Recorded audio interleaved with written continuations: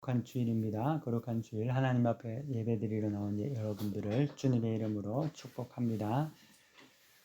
오늘부터는 시편 말씀을 우리가 함께 나누어 보려고 합니다.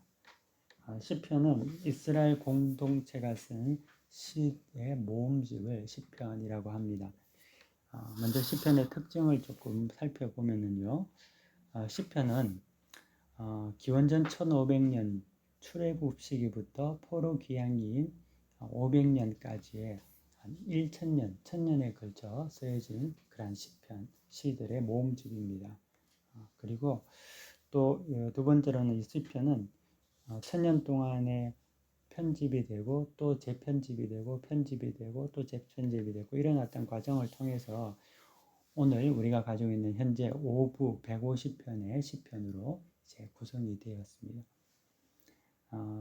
시편이 이제 총 150편인데요. 그 중에서 저자가 알려진 시편 시도 있고 또 저자가 알려지지 않는 시도 있습니다. 근데 저자가 알려진 시는 101편이고 나머지 49편은 미상으로 이렇게 구성이 되어 있고요. 성경의 이제 다른 책들을 보면은 하나님께서 인간에게 말씀하시는 하늘 위에서부터 이제 내려온 글이라면은 시편은 인간의 삶의 현장에서 하늘로 올라가는 글이다, 시들이다라고 우리가 볼 수 있습니다. 그리고 시편은 찬양이지만 사실 그 시편의 150편 중에 주가 되는 것은 비탄시가 많고요. 마지막으로 가면서 감사와 찬양시가 이제 많아지면서 맞춰지게 되는 거죠.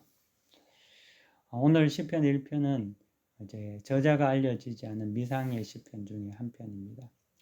오늘부터 이제 시편을 여러분들과 함께 말씀을 가지고 묵상할 텐데 시편 150편을 우리가 이제 다 같이 매주마다 보게 되면은 3년이 걸리겠죠.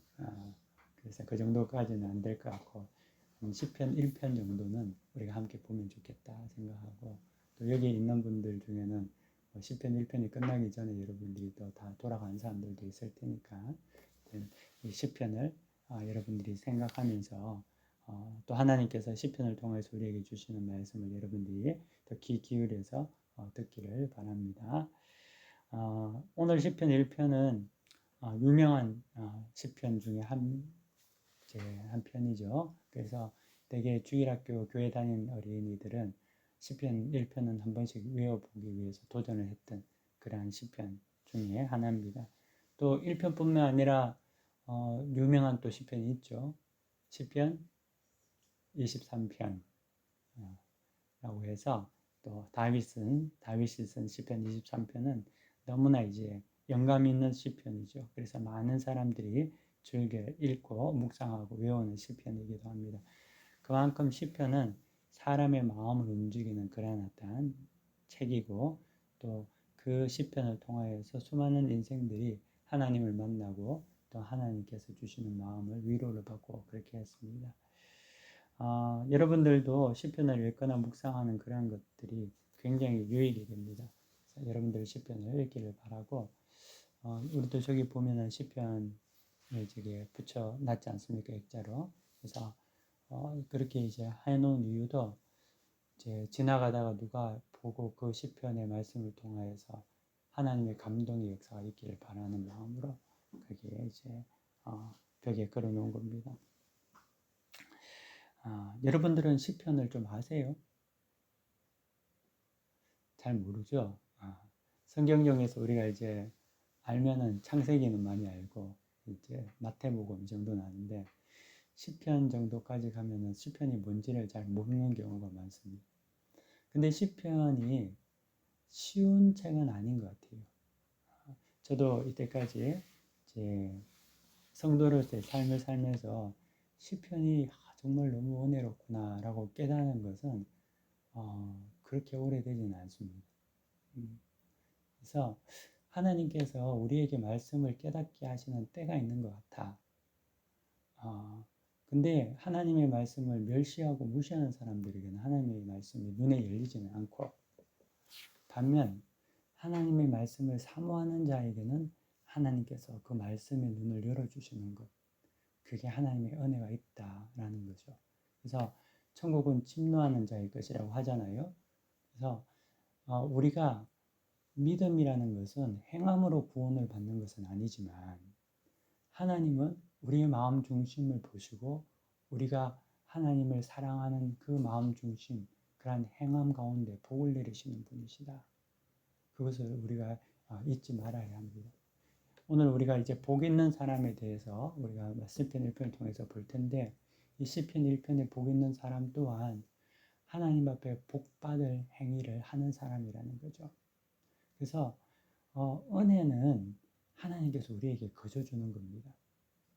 하지만 복은 우리의 행함을 통하여서 하나님의 복이 임한다는 거죠.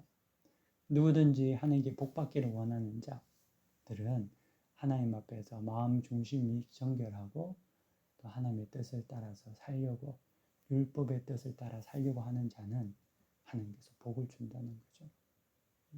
그래서 나는 그냥 은혜로만 충분해 뭐 그럴 수 있지만 그 은혜에 더하여서 여러분들이 복 받는 자가 되기를 바랍니다.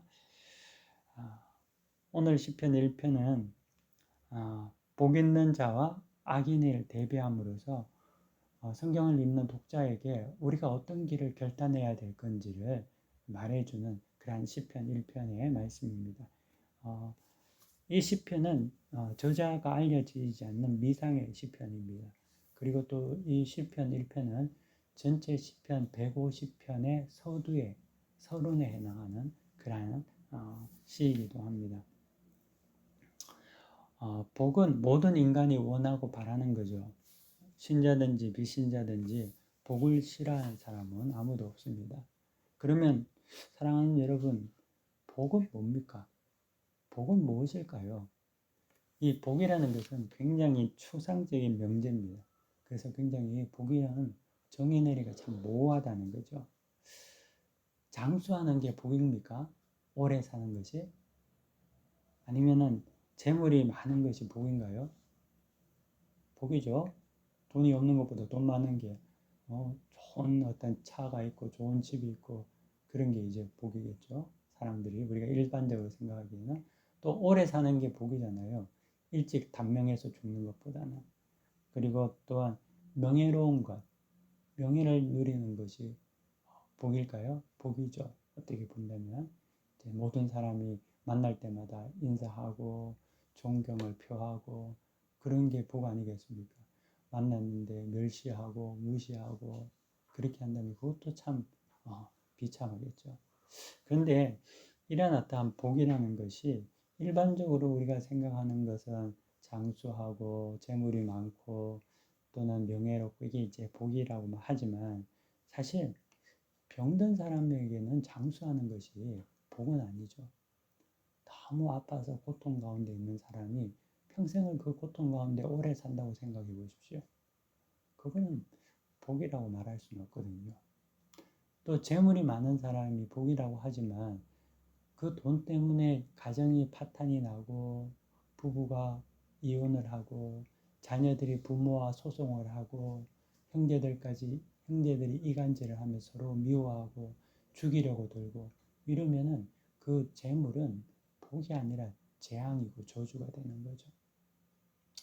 명예가 우리가 복이라고 하지만 여러분 명예 때문에 죽어야 한다면 예전에는 그런 것들이 있었잖아요. 뭐 지금도 어느 지역은 있지만 우리가 조선시대만 하더라도 양만 가문에서 감히 여자가 어떻게 그런 일을 뭐 또 선비가 어떻게 체면에 어떻게 그렇게 그러면서 어쩔 수 없이 그 명예를 위해서 자기 자신의 목숨을 끊기도 하고 또 자기 자신의 삶을 포기하기도 하고 그러면 그 명예는 아예 없는 게 낫죠.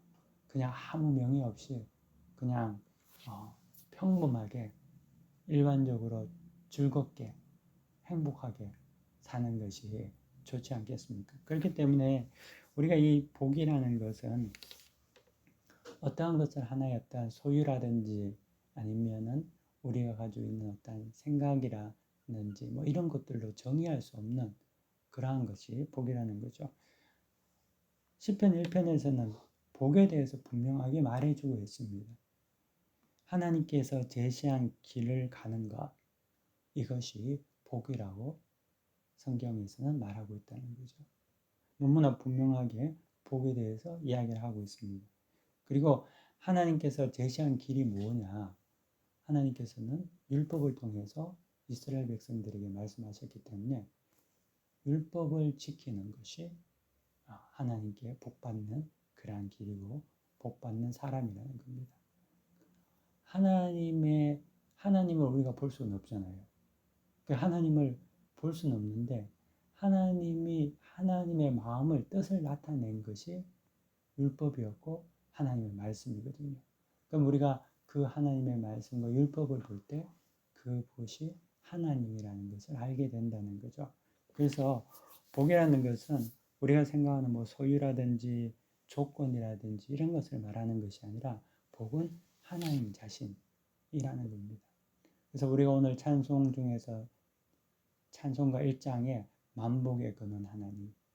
그러니까 우리가 하나님이 만복의 근원이시기 때문에 그 하나님을 따르고 하나님께서 말씀하시는 것을 지키고 사랑하는 자는 그 복의 근원 속에서 자기 자신도 복받는 인생이 된다는 거죠. 복의 사람이 된다는 것입니다. 반면에 그러면 악인은 누구냐? 악인은 하나님의 제시한 길, 하나님께서 제시한 그 복의 길을 걸어가지 않는 자를 악인이라고 합니다. 오늘 성경 본문 1절 우리 다시 한번 함께 읽겠습니다. 시작. 복 있는 사람은 악인들의 꾀를 따르지 아니하며 죄인들의 길에 서지 아니하며 오만한 자들의 자리에 앉지 아니하고. 복 있는 사람과 악인들의 대비를 나타내고 있는데 악인은 누군가? 복 있는 사람과 대비되는 세 종류의 사람 중에 첫 번째는 악인, 두 번째는 죄인, 세 번째 오만한 자에 대해서 이제 말씀하고 있습니다. 악인은 하나님께서 제시한 길을 걸어가지 않는 자가 악인입니다. 우리는 이제 악인이라고 생각하면은 윤리나 도덕, 성품에 따라서 의인과 악인이 구분된다고 생각하는데 그 구분이 아니라 악인은 하나님께서 제시한 길을 걷지 않는 자가 악인이라는 거예요. 생각 자체가 하나님의 말씀을 따르지 않을 뿐만 아니라 하나님께서 제시한 그 길을 걸으려고 생각하지 않는, 부정하는, 그것을 거부하는 자를 악인이라고 한다는 거죠. 좀 더 구체적으로 말하면 하나님께서 말씀하신 율법을 싫어하는 자입니다. 율법을 거부하는 자를 악인이라고 말하고 있다는 거죠. 악인은 타인을 깨워서 하나님이 제시한 똑바른 길에서 어긋나게 합니다.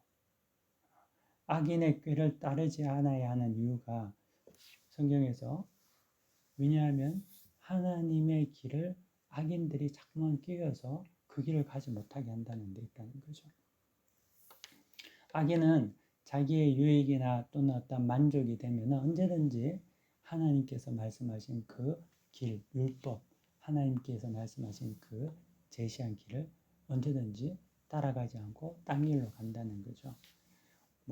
우상 숭배를 한다든지, 하나님의 이름이 망령되이를 듣는다든지, 안식일을 범한다든지, 부모를 공경하지 않고 또 미워하고 살인하고 음란하고 간음하고 속이고 거짓말하고 훔치고, 이런 행위가 하나님의 법을 따라가지 않기 때문에 그렇다는 거죠. 그것을 거부하는 악인의 모습이라는 겁니다. 복 있는 사람은 누구냐? 이런 악인의 꾀를 따르지 않는다는 거죠. 악인의 이 꾀라는 것이, 악인이라는 것이 어떻게 보면 이제 관념적인 면에서 이제 율법에 대한 대적이라면, 두 번째로 나타나는 죄인은 좀 더 실제적인 것을 말합니다. 죄인은 행동으로 이미 하나님의 말씀에 어긋난 일을 하는 자를 죄인이라고 한다는 거죠.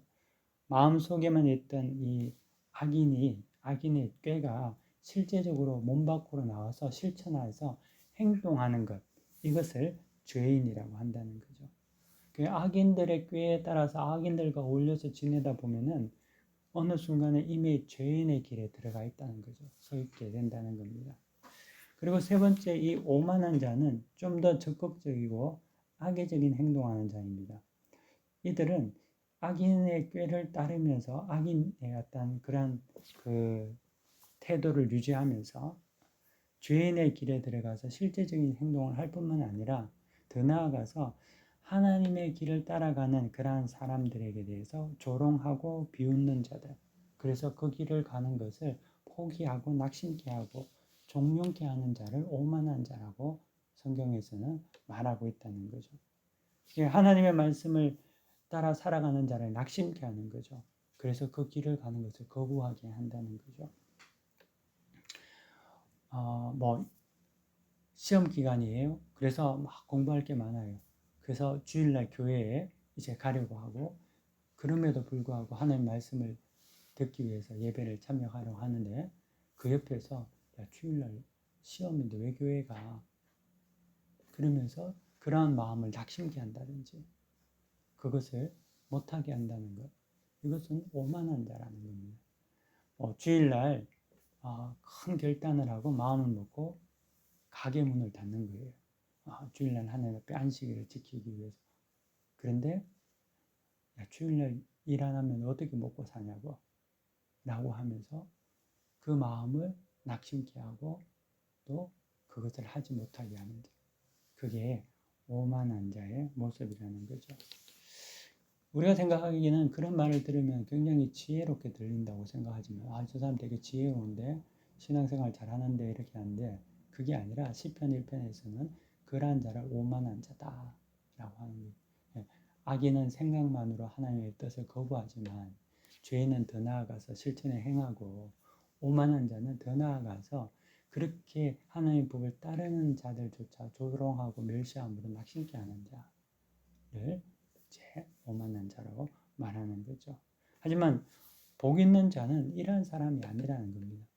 복 있는 자의 첫째 특징은 여호와의 율법을 즐거워하고, 둘째로는 그 율법을 주야로 묵상한다라고 이제 말씀하고 있습니다. 여기서 오직이라는 표현을 쓰고 있는데요. 이 오직이라는 표현은 뭐냐면 적극성을 말해요. 그래서 악인의 길, 죄인의 길, 오만한 자의 자리에 앉지 않는 것은 어떻게 보면 소극적인 어떤 피하고 조심하는 거라면, 여호와의 율법을 즐거워하는 일에는 적극적이라는 거죠. 그래서 복 있는 사람의 특징은 율법을 즐거워한다는, 하나님의 말씀을 기뻐한다는 겁니다. 그래서 이 일에 감정적인 기쁨이 있어요. 예배를 나오는 것에 대한 기쁨이 있어요. 설렘이 있는 거죠. 여러분들은 오늘 교회 나올 때 기쁨을 가지고 나왔습니까? 그러기를 간절히 바랍니다. 여러분들이 그런 어떤 은혜를, 예배에 대한 사모함과 간절함을, 그런 어떤 은혜를 누리기를 원합니다. 그것은 성령께서 여러분 가운데 부어주시는 거겠지만, 그런 어떤 그런 기회들이 여러분 인생에서 그래 있기를 바랍니다. 제가 이 이야기를 하면 항상 제 생각이, 예전에 그렇게 떠오르는 생각이 뭐냐면, 군대에 있을 때 생각이 납니다. 훈련소에서 훈련 받다가 처음으로 이제 교회를 가게 됐는데, 뭐 교회를 가는 게 기쁜 거예요. 가는 게 막 가슴이 설레이고, 예배당에 들어가는데 막 찬양이 들리는데 막 가슴이 벅차오고 그 눈물이 나고, 그래서 그런 어떤 그 하나님께 예배드리는 그런 어떤 기쁨이 우리 가운데 여러분들이 늘 있기를 원하고, 항상 그렇게 하겠어요. 하지만 잔잔한 기쁨이라도 있기를 바랍니다. 그래서 여호와의 율법에 즐거워하는 그런 어떤 감정적인 기쁨이 있는 자를 복 있는 사람의 특징으로 말하고 있다는 거죠. 반대가 되면 안 됩니다. 꼭 주일이 되면은 싸우는 집이 있어요. 부모님이 예배 오기 전에 괜히 싸우고, 또 꼭 교회 오기 전에 무슨 일이 터지고, 그리고 감정이 상하고 기분이 나빠지고, 그러면서 예배 와서 터덜터덜거리면서 왔다가 가고. 이게 왜냐하면은 영적으로 사탄이 우리 가운데서 역사하기 때문에 그렇습니다. 이것을 감지를 하고 그 안에서 그것들이 일어나지 않도록 준비해야 되는 거예요. 하나님께서는 이제 우리에게 안식일을 허락하셨을 때, 예배를 드릴 주일 우리가 드릴 수 있는 은혜를 허락하여 주셨을 때는 6일 동안 정신없이 하나님 생각하지 않고 멋대로 살다가 점 찍듯이 하나님 앞에 잠시 얼굴 뵙고 가는 예배를 하나님께서 우리에게 주신 건 아니거든요.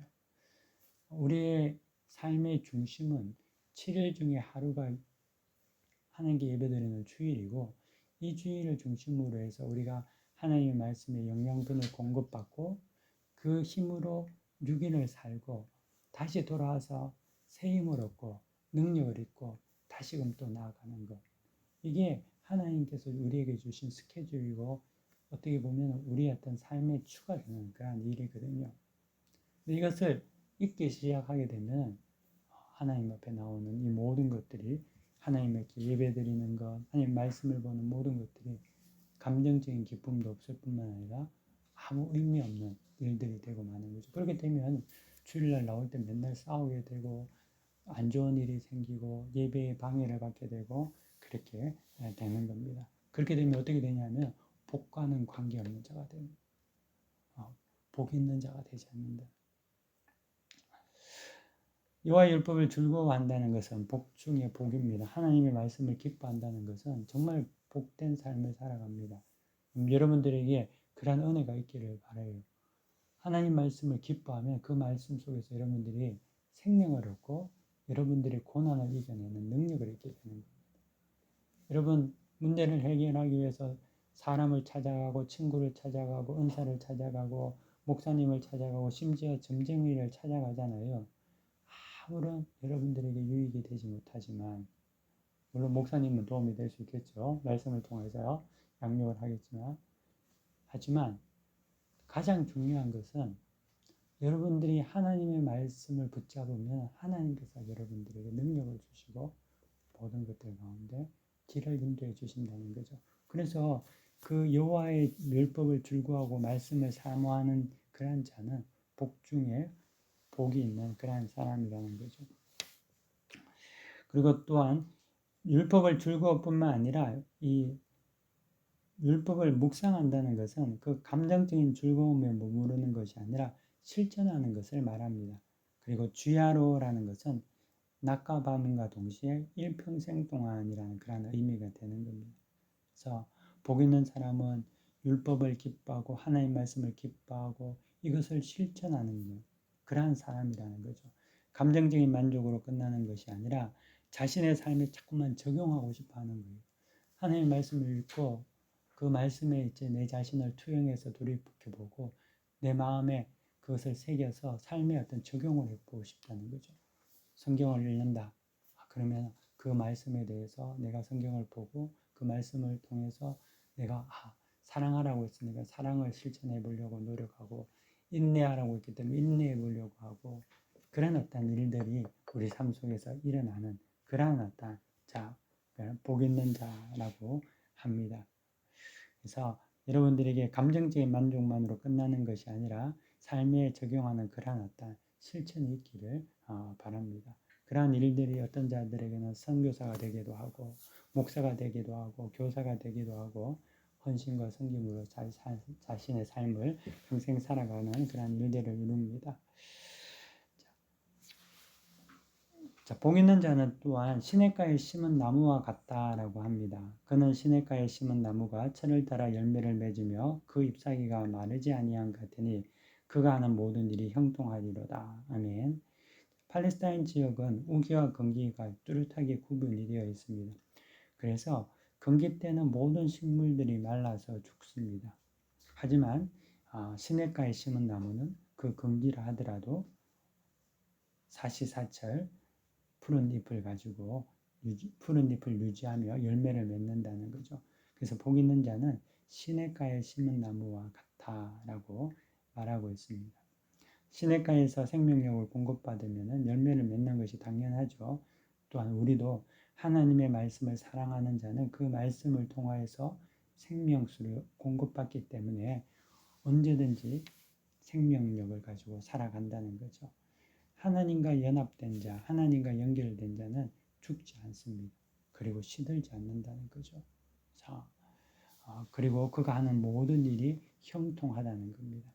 자, 4절에 보면은요, 악인에 대해서 이야기하는데 악인은 그렇지 아니하며 오직 바람에 나는 겨와 같도다. 악인은 그렇지 않다는 거죠. 악인은 다르다는 겁니다. 의인은 시냇가에 심은 나무라고 표현한 데 반해서 악인은 겨에 비유하고 있죠. 그러니까 겨는 뭡니까? 겨는 바람에 날리는 알맹이 없는 나달 껍데기를 겨라고 하죠. 겨의 특징은 가볍다는 거죠. 또 겨는 알곡이 없어 비어 있다는 겁니다. 보기에는 비슷하지만 실속이 없죠. 그래서 악인은 실속이 없고 특별히 악인은 가볍기 때문에 이리저리 상황에 따라 날리고 평안이 없습니다. 진리가 아닌 그러한 어떤 실리에 따라서 이 사람 저 사람한테 붙어 살죠. 그래서 이 겨의 특징은 불안하다는 데 있습니다. 평안이 없다는 데 있습니다. 왜냐하면 악인은 참된 평안을 누리지 못한다는 거죠. 악인은 조급하고 여유가 없습니다. 뿌리가 없기 때문이죠. 그래서 스스로 혼란스럽고 스스로 갈등과 자기 결단이 굉장히 많습니다. 하지만 그 자기 결단도 바람에 날리는 겨와 같아서 언제든지 이리저리 바뀌고 그렇기 때문에 더 불안하고 요동친다는 거죠. 5절 보면은 그러므로 악인들은 심판을 견디지 못하며 죄인들이 의인들의 모임에 들지 못하리로다. 예. 이것은 1절에서 4절까지 결론이죠. 악인들은 이런 겨와 같은 그런 악인들의 모습을 통해서 심판을 견디지 못한다. 하나님은 정확무오하신 분이기 때문에 우리의 어떤 심령을 보시잖아요. 우리의 심령 패부를 살피시는 분 아닙니까? 그래서 우리가 이제 바깥에서 보기에는 이 사람이 뭐 멀쩡하게 생기고 교회도 잘 나오고 신앙생활도 잘하는 것 같고 대단한 것 같아도 하나님은 심령 중심을 보시기 때문에 이 사람이 정말 하나님의 말씀을 사모하고 그 뜻대로 살아가는 의인인지 복받는 자인지 아니면은 그 마음속에 항상 태풍과 같은 소용돌이가 날마다 있고 불안해하며 어찌할지를 몰라 하는 그러한 사람인지를 하나님께서는 그 심령 중심에 아신다는 거죠. 그렇기 때문에 악인은 심판을 견딜 수가 없는 거예요. 하나님의 어떤 그 정확무오한 그런 어떤 하나님의 어떤 심판 가운데 밝히 다 드러나기 때문에 어디에서 피할 수도 없고 견디지 못하고 반면에 의인들은 하나님 앞에서 온전히 서 있는 자들이기 때문에 하나님께서 그들을 기뻐하시는 거죠. 그래서 악인과 의인의 모임은 구분되어 있다는 겁니다. 우리가 이 땅을 살아갈 때 우리는 잘 모를 수 있죠. 하지만 하나님은 분명하게 아시기 때문에 그 의인을 복을 주시고 뭐 보기에는 멀쩡해도 악인에게는 복을 주지 않는다는 거예요. 그래서 6절에 보시면은 무릇 의인의 길은 여호와께서 인정하시나 악인들의 길은 망하리로다 라고 말씀하고 있는 거죠. 사랑하는 성도 여러분, 여러분들은 복 받는 자가 되기를 원하시죠? 그렇죠. 우리가 악인이 되어서야 하겠습니까? 그렇기 때문에 오늘 우리 성경에서 말하는 것 같이 복 있는 사람의 모습으로 여러분들이 살아가시기를 축원합니다. 그리고 복 받은 자로서 또한 여러분들이 모든 사람들에게 복을 흘러 넘치게 나눠주는 그런 자들이 되기를 간절히 바랍니다. 자, 다 함께 오늘 하나님께서 우리에게 주신 시편 1편 말씀을 다시 우리가 묵상하면서 결단하는 기도를 잠시 다 같이 드리도록 하겠습니다. 다 함께 기도하겠습니다.